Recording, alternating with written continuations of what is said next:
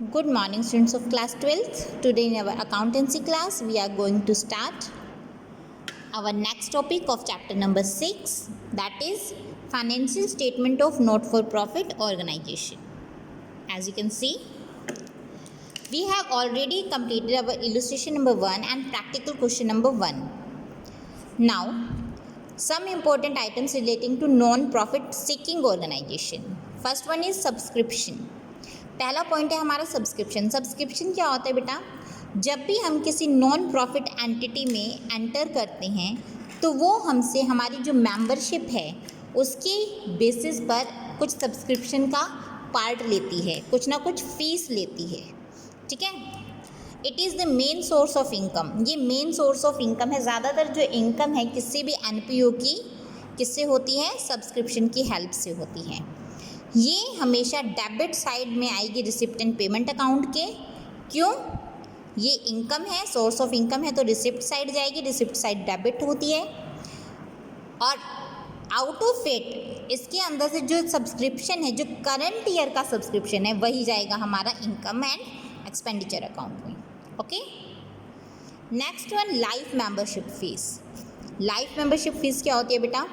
कई बार होता है कि हम हर महीने पे करने की बजाय हम सोचते हैं कि हम एक साथ पूरी लाइफ की मेंबरशिप ले लें, कि ताकि आगे आने वाले फ्यूचर में हमें बार बार पेमेंट करने वाले झंझट से छुटकारा मिल जाए. तो ऐसी सिचुएशन में हम एक ही बार में पूरी लाइफ टाइम की मेंबरशिप की फ़ीस की पेमेंट कर देते हैं. ओके. हर कोई लाइफ टाइम की मेंबरशिप की फ़ीस की पेमेंट नहीं करता. तो it is a receipt of non recurring nature, और you can say it is a capital receipt. Capital receipt है, so it is not credited to the income and expenditure account but added to the capital fund, और you can से shown on the liability side of the balance sheet. Okay. Liability side of the balance sheet. Endowment fund. Endowment fund कौन से होते हैं? देखिए, किसी specific purpose के लिए दी जाते हैं ये वाले फंड. जैसे fund for the swimming pool. Okay. ये भी कैपिटल रिसिप्ट है. किसी स्पेशल पर्पज़ के लिए हमारे पास बार बार फंड नहीं आएगा. किसी स्पेसिफिक डे को या फिर किसी स्पेशल इवेंट के को कंप्लीट करने के लिए तभी हमारा ये एंडाउनमेंट फंड हमें मिलता है. So it is not recorded in the income and expenditure account but will be recorded in yes liability side of the balance sheet with the same heading as given in the book. Entrance fees और admission fees. Entrance fees देखिए, ये पूरे साल के लिए लिया जाता है. ओके. कोई नया मेंबर आ रहा है हमारी फर्म में या फिर एनपीओ में, उससे हम एंट्रेंस फीस लेंगे, पूरे साल के लिए लेंगे. अब कुछ लोग ये कहते हैं कि इसको कैपिटलाइजिंग नेचर का मानना चाहिए क्योंकि ये बार बार हमें नहीं मिलती है, और कुछ कहते हैं कि इसको नॉन रिकरिंग नेचर का मानना चाहिए, कि इसको हम क्या बार बार नहीं गेन करते तो रेवेन्यू नेचर का इसको हम मान सकते हैं.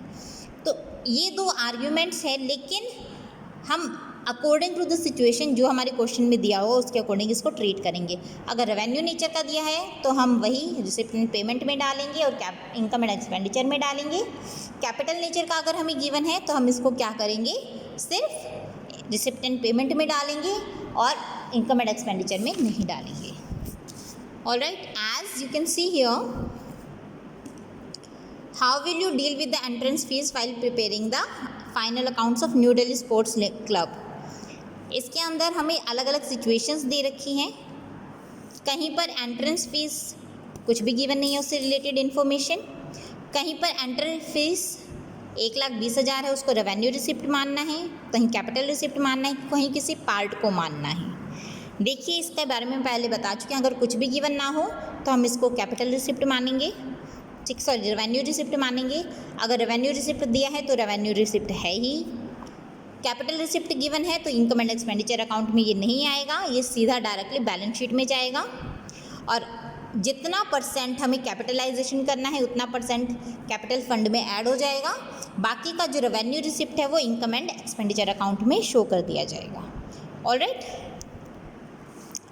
Next is our donation. अगला पॉइंट है हमारा डोनेशन का.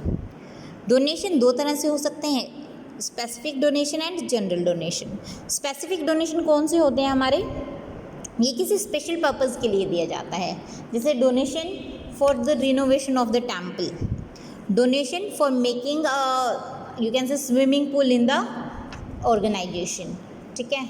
डोनेशन किसी स्पेशल पर्पज़ के लिए दिया जाता है, तो उसके अंदर हमें उस स्पेशल पर्पज़ के लिए ही उस डोनेशन के अमाउंट को यूज़ करना होता है। जबकि जो जनरल पर्पज़ के लिए जो डोनेशन हमें दिया जाता है उसको हम किसी भी पर्पज़ के लिए यूज़ कर सकते हैं, ठीक है। सो स्पेसिफिक डोनेशन और जनरल डोनेशन में यही डिफरेंस है। जिस स्पेसिफिक पर्पज़ के लिए डोनेशन दिया गया है, स्पेसिफिक डोनेशन में उसी पर्पज़ के लिए यूज़ किया जाएगा। So it becomes the liability of the firm to complete that particular liability for which the donation is given. But in the case of general donation, you don't have to do any specific work. You can use that amount of donation in any kind of work, okay, regarding the organization. So specific donation को हम liability side में लिखेंगे on the balance sheet. Income and expenditure account में इसकी entry नहीं करेंगे। In the same way general donation को हम इनकम एंड एक्सपेंडिचर में डालेंगे on the credit side as it is the income and we can use it at anywhere. Alright, legacy, देखिए जब भी हम विल बनाते हैं, कुछ लोग ऐसे होते हैं जिसके आगे मतलब जायदाद संभालने के लिए लोग नहीं होते हैं या फिर ट्रस्ट वर्ती पर्सन नहीं होता, तो वो क्या करता है, किसी एनजीओ में, किसी टेम्पल में, किसी आश्रम में अपनी क्या करता है, जो प्रॉपर्टी है वो ट्रांसफ़र कर देता है ताकि उसकी प्रॉपर्टी किसी अच्छे काम में इस्तेमाल की जाए। ऑलराइट, सो ऐसी सिचुएशन में क्या होगा बेटा, ऐसी सिचुएशन में आप लोग ध्यान से देखिएगा, जब कोई व्यक्ति डिसीज्ड पर्सन अपनी विल के हिसाब से हमें कोई अमाउंट देता है तो ये हमें हमेशा नहीं मिलती है, ठीक है। तो it is shown on the